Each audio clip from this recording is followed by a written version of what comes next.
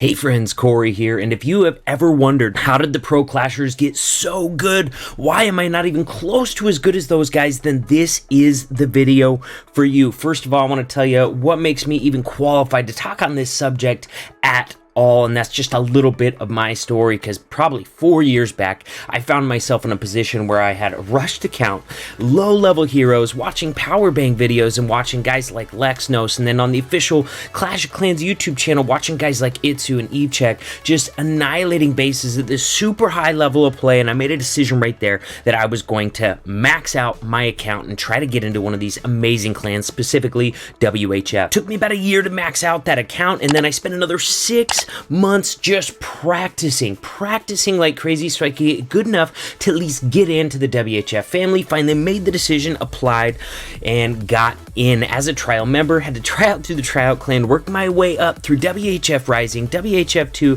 promoted all the way into WHF main in a relatively short amount of time, probably about the shortest possible amount of time that I could have at that point in WHF recruiting. From there I played 2 seasons as a competitor in CWL Invite, which at that time was the highest possible league in Clash of Clans play. And my last season of CWL Invite I was playing as a Town Hall 11, and I had the second highest hit rate of any of our Town Hall 11s, just 1 percentage point behind Hex. So from that, I hope you see that I didn't start out as some gifted player, and I'm not on the level of these guys today, because honestly I don't compete at that level anymore, not even close, alright? But I am an average clasher just like everybody else that worked my butt off to get up to a high level of play, and there's not a single one of you guys out there that doesn't have the will and the work ethic that can't do the exact same thing. In this video I'm going to tell you guys everything you need to know on how to go from becoming an average clasher to becoming a pro level Clash of Clans player. Now the very first thing that we need to address is whatever Town Hall level you plan on competing at,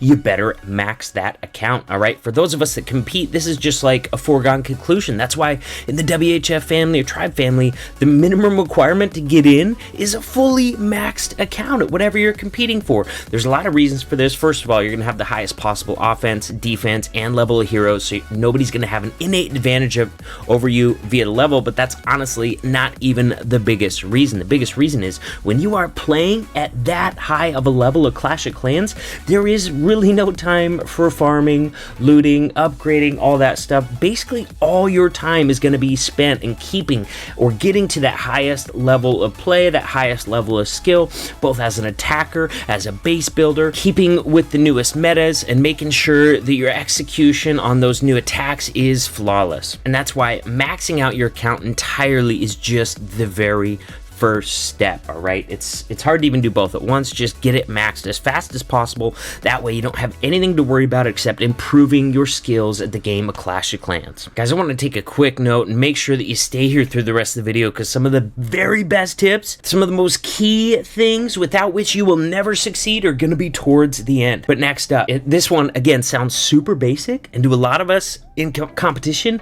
it is, but to a lot of people they really don't understand how important this is, and that is that you're not practicing enough, all right? Even if you're practicing every day in FCs and a clan that's posting a ton of FCs, ton of different bases for you, still you would be truly shocked to find out just how much players at the highest level are practicing every single day, all right? And that comes in the form of FCs. And on the flip side of that, that also comes as a base builder. When you're in a higher level clan and you're having to build your own bases constantly, usually at least several a week, sometimes for some people several a day, just depending on if they're a dedicated base builder or not, that also is going to improve your skills so much, because when you build a base and then you go to test it against other high level players, you're seeing them using new strategies that maybe you haven't used yet, and you're watching how that base reacts, so you're learning their strategies. You're able to adjust your base defensively via traps, Teslas, maybe move a few wall pieces, defensive CEC,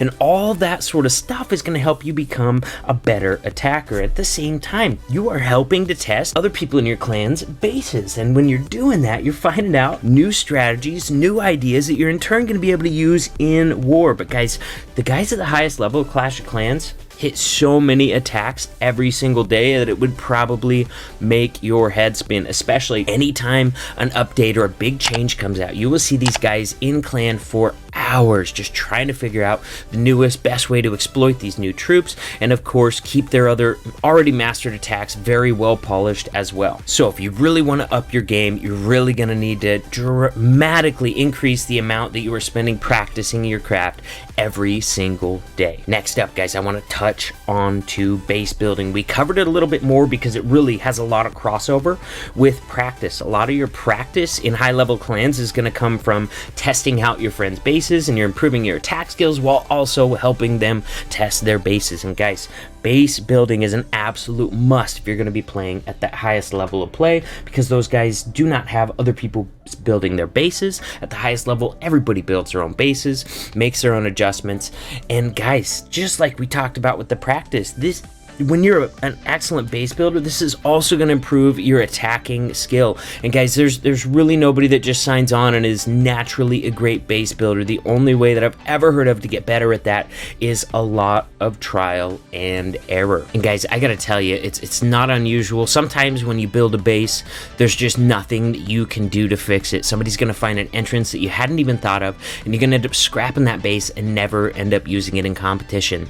Sometimes you end up with a pretty good design if you have a lot of experience. But even with those, you're gonna have to be adjusting the traps, Teslas, and defensive CCs usually several times before you can make a promising design into a war-ready base design, ready to defend at high levels of competition. Guys, when you're building bases and then watching all of your defenses in clan, in FCs, that is one of the places where you're gonna find a lot of new attack strategies, because a lot of times you're not paying attention to your friends' FCs unless they draw your notice over to it. But if they're hitting a base that you're trying to test, you better believe that you're paying very close attention to those attacks, the behaviors they're using in those attacks, a lot of the common directions that they're entering. So that's going to make you become, number one, a better base builder, and number two, a better attacker, because you're getting a lot of great ideas from the guys that are hitting your bases, and you're paying such close attention to those attacks. Guys, even if you do all those things that we've already talked about, if you don't do this next thing, you're not going to reach that next level of skill. And that thing is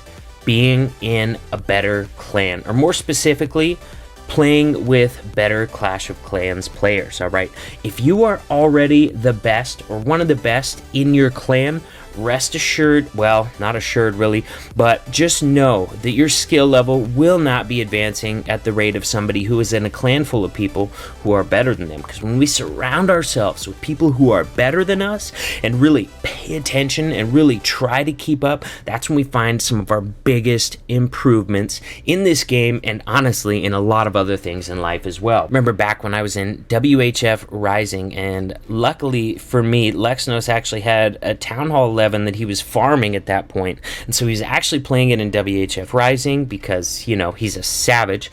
Even though it wasn't maxed out, he was still obviously the best Town Hall 11 player we had in there at the time, even though he had this non-max account. That's the only reason that account wasn't up and made him playing it. But I got a chance early on to be on voice with Lexnos, and he is one of the elite players of Clash of Clans, make no mistake. And the amount that I learned during that time from him, planning attacks with him, listening to his plans, getting his input on my plans, just really, there is no substitute for learning directly from top tier Clash of Clans players. So if you don't have any of those in your clan, you're missing out. Just know that you're not going to get to that elite level unless you start clashing with other people who are already at that elite level. And aside from improving your personal skills just by assimilation or by working with those amazing players, another thing that you're going to get from being in a better clan is going to be a higher level of competition. All right, if you're in an average clan right now and you build your own bases and they're defending pretty well, I'm going to tell you right now, it's not because you're some naturally gifted, amazing base builder. It's because more than likely you're facing other average clans. You're not really going to improve your skills to a high level until you are consistently facing high level competition. All right, your skills as a base builder and as an attacker. Oh my God, you guys, the amount of hit rate difference that you will see when you are facing average bases to when you are facing highly competitive bases is big. really big. All right, when you're facing highly competitive bases, you have to plan these things out from beginning to end.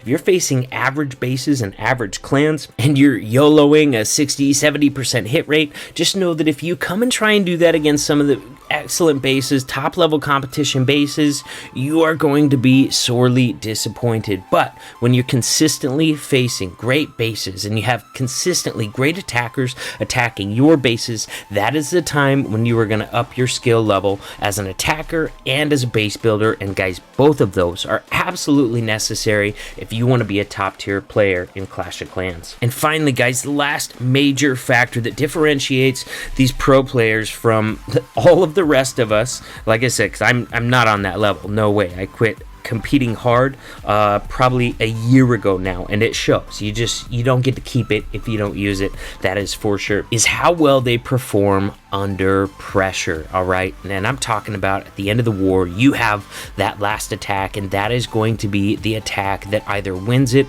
or loses it. Now, this is a very difficult position to be in for most of us already, but why don't you go ahead and add in the factor of being up on a stage, knowing that you're being in front of an audience of thousands of people live, and then possibly several thousands of people online, and then get in that same game winning or game losing position, and imagine how you would feel at that point. Now, it's no denying some people are going to face that pressure much better than others, just as a consequence of their personality.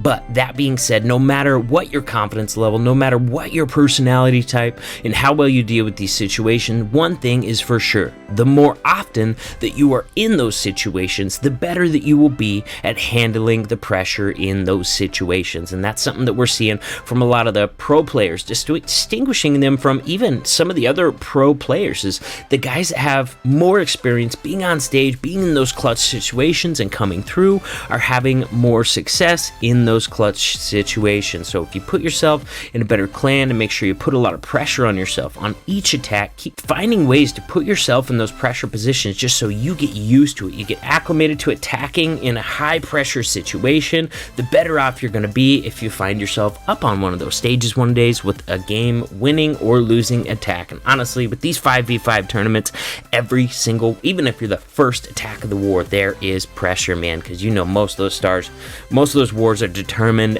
by 1 star or sometimes even less on percentage. So every single attack counts for so much. The more you can put yourself in those high pressure situations and work through it and come out better than you were before, the better off you will be when you find yourself in the highest pressure position of all, with lots of money on the line. Now, if you have any other specific questions for me, don't hesitate to ask. The best way to do that is by joining my Discord server, sending me a direct message. If you send it, I will respond, and the link to that is in the description of this video. Guys, thank you so much for hanging out with me. Click that subscribe button in the middle of your screen right now. Check out the other awesome videos that are up on the screen as well, and we can keep hanging out. I'll see you in the next video.